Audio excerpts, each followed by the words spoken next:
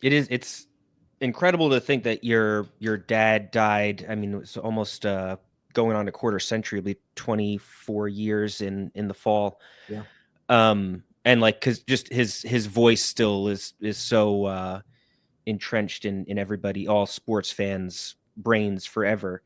But it's almost like it's like a silly question to ask. What was it like going through that when he died? Because obviously it was devastating, but just the fact that it did come unexpectedly, and then kind of living that out in the public, like is it helpful that people were probably just giving tributes to your father, and like there you are living it yourself, and wanting to kind of to cope in your own way, but you're also having to see so many public messages about it.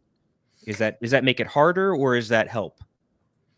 I think it's both, I think it's both. I mean, it was obviously, very difficult and for all of us. And he was very young. He was 66 when he went in the hospital.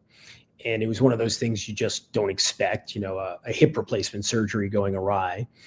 And we were, really close, especially at that time in our lives. We were hosting a radio show together. We were working at the same place. We were, we were with each other and around each other constantly. He was my closest friend. So it was devastating. Would it have been easier to deal with if it wasn't something people were talking about all the time? Would it have been harder? I think it's both, right? There's the public nature of it and dealing with that, and people you don't know expressing their sympathy, which on one level is comforting, and on another level, sometimes it's hard to constantly revisit things, or even in that moment, because he was in the hospital for 13 weeks fighting it, and it was kind of public. But I appreciate all those moments. I remember some specific moments from people coming up to me on the street and saying how much they cared about my father, how much they were rooting for him. I remember that time going out interviewing Magic Johnson for something that was going on, going out to Lansing or East Lansing, and the message that he wanted to communicate. Joe Torre, the same thing during the playoffs that year. So I mean, you have those moments, and I can't say I don't appreciate not just the famous people, right? I remember when he died, the two figures in the world of sports who I didn't really know who reached out to me, and I'll never forget it, right, were Wayne Gretzky and Bernie Williams. And that's just something you'll always remember. Somehow they found my number, and then other people who, obviously a lot of people who I was friendly with. And then I still have it somewhere in my office. I've got a box, like one of these like banker's boxes that's filled. It's got to be about 1,000, maybe more, beautiful condolence letters from people, and only a few of them, are from people I know.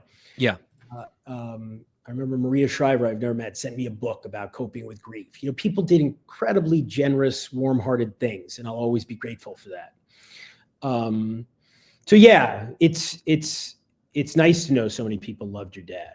But it's also hard because every person you see knows that you're dealing with something, and it's just, so they're talking to you and being around you in a way that they wouldn't if they didn't know your personal situation.